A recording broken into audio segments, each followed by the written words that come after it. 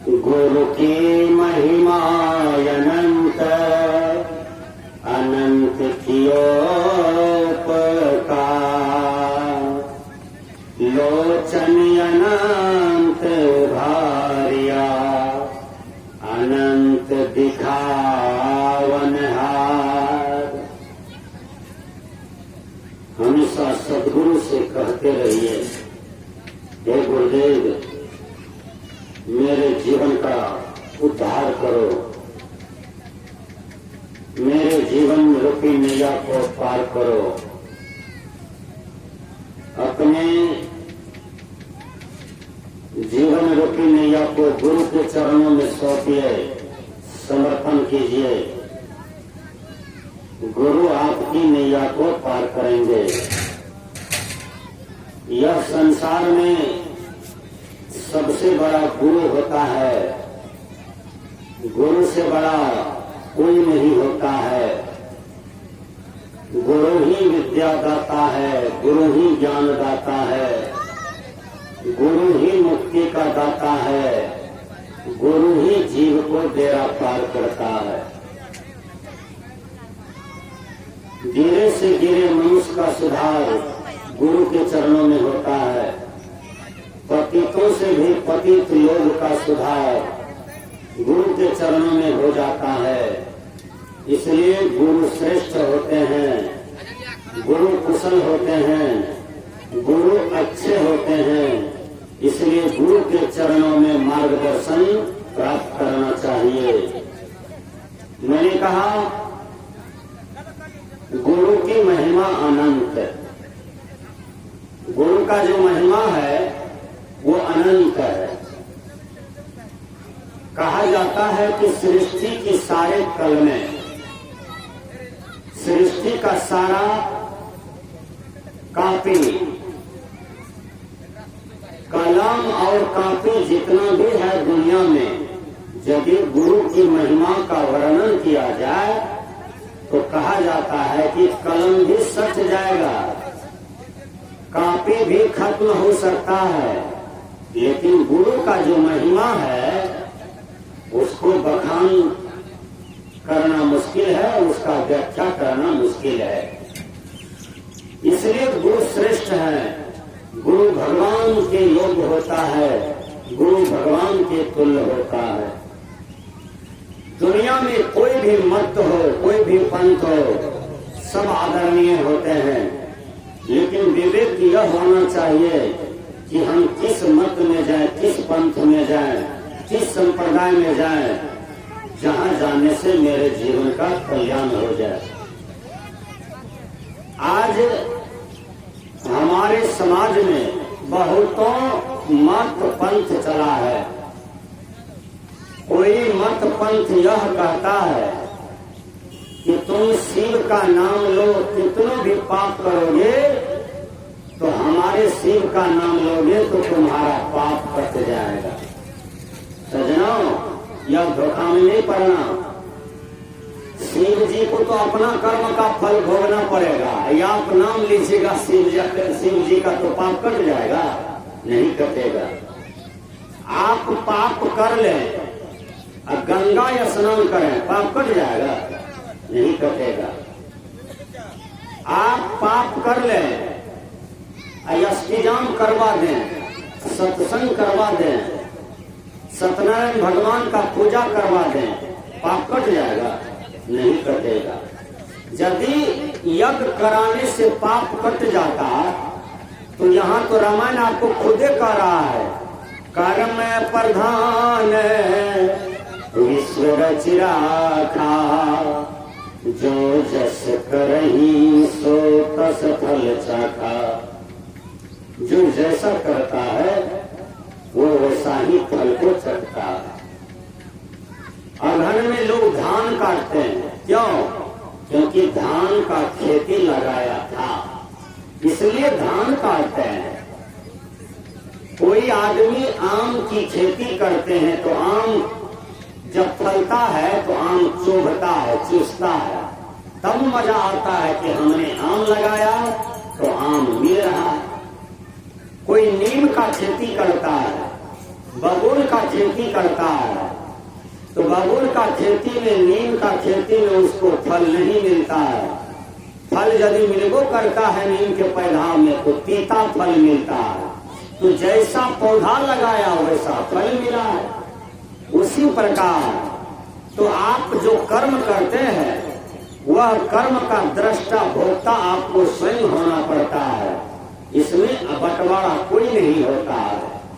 आप जो कर्म करते हैं ना, तो आपका पति उस बंटवारा नहीं होगा, आपका पत्नी नहीं होगा, आपका बेटा भतीजा नहीं होगा, सर समाज के लोग, कर कुटुंब लोग, बंटवारा नहीं होगा।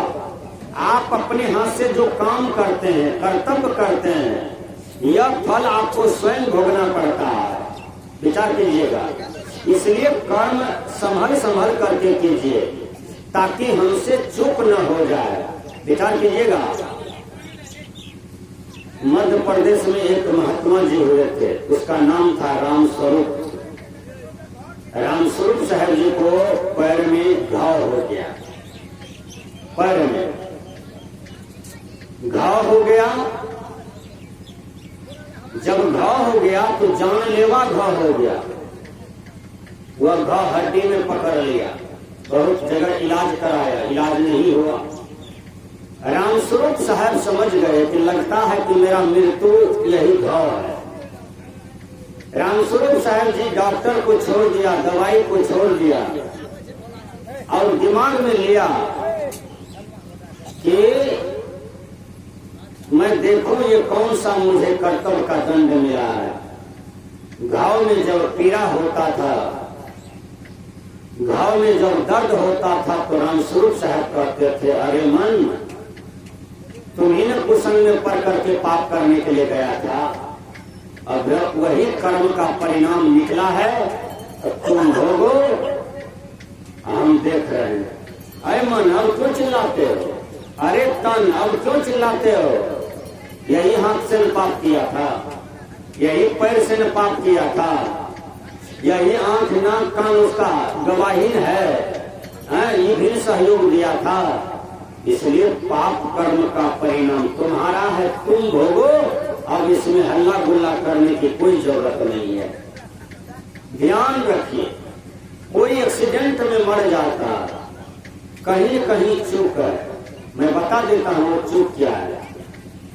कोई आदमी देखते हैं दुश्मनी से या तो जलन से किसी का मर्डर कर देता है। आप समाज में देखे होंगे, मरवा देता है, किसी का पति को मरवा दिया, पत्नी को मरवा दिया, बेटा को मरवा दिया, और वो परिवार कितना रोता है। बोलिए, रोता है ना? किसी के यहाँ मर्डर हो जाए तो कितना रोता है, पूरे परिवार मिलकर रोता है। वो श्राप जो पड़ता है वो तुरंत थोड़ा पड़ेगा, कोनो जन्म में पछाड़ देता है। तो एक्सीडेंट में मर गया, या रोते हैं, बिलखते हैं, बाप बाप करते हैं, चिल्लाते हैं। किसी का जवान बेटा मर जाता है कोई न कोई कारण से, किसी का जवान पति मर जाता है कोई न कोई कारण से। ये सारे कर्म फल सामने में आता है, उसको भोगना पड़ता है।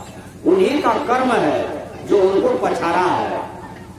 भगवान बुद्ध ने कहा था कि मनुष्य के पीछे कर्म वैसे लगे रहते हैं जैसे गाड़ी के चक्के बैल के पीछे लगे रहते हैं। देखिए, मनुष्य का कर्म मनुष्य को उस तरह से पीछा लगा रहता है जैसे मनुष्य चलता है और उसके पीछे छाया रहता है। छाया देखें ना, आप आगे आगे पीछे पीछे आपका छाया रहता है। उसी तरह से कर्म आपका पीछा लगा रहता है, आपको पछाड़ देता है।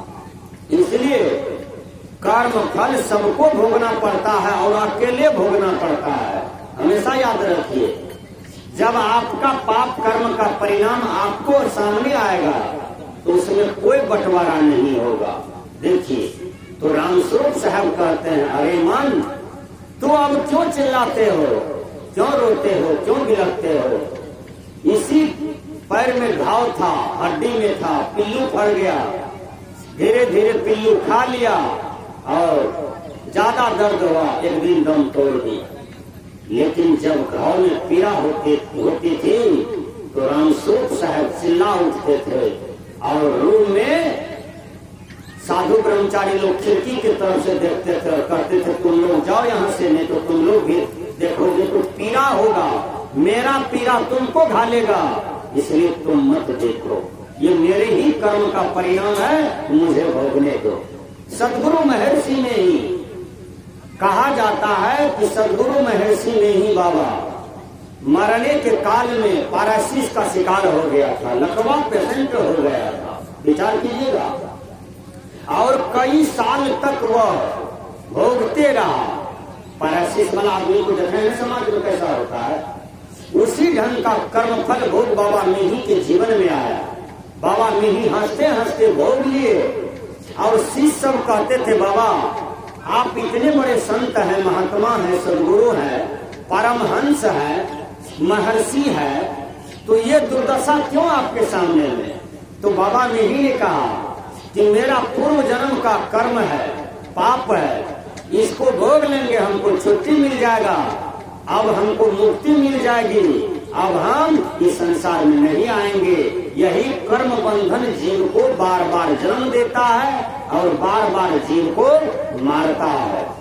बाबा मिही ने कहा आवागमन सम दुख न दूजा, इसके निवारण के लिए प्रभु भक्ति करना चाहिए।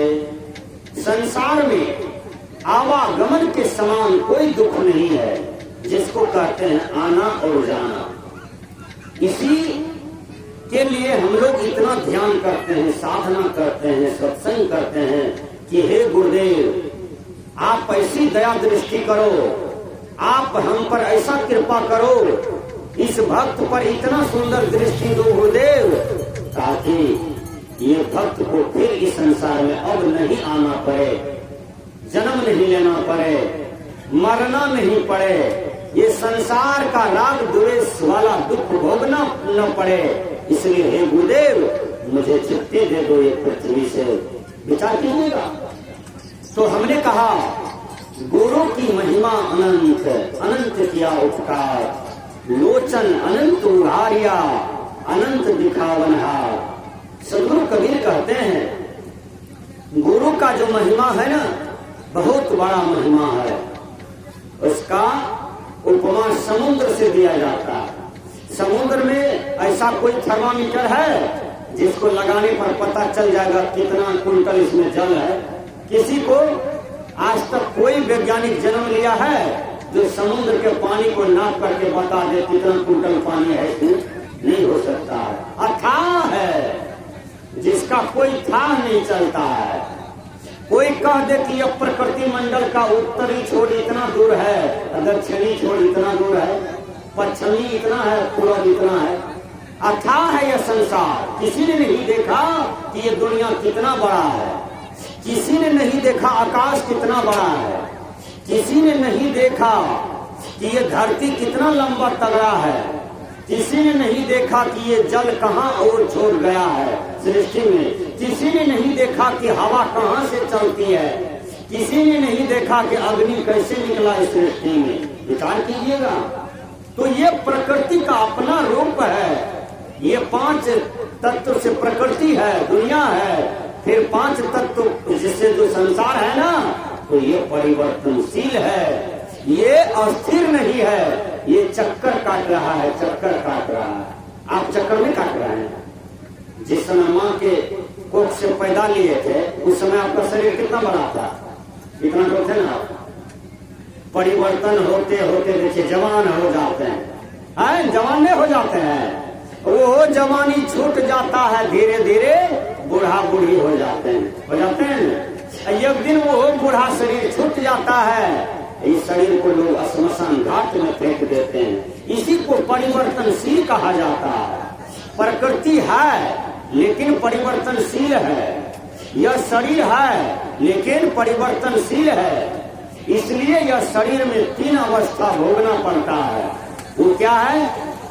बालकपन, जवानी, बुढ़ापा। इसी को परिवर्तनशील कहा जाता है।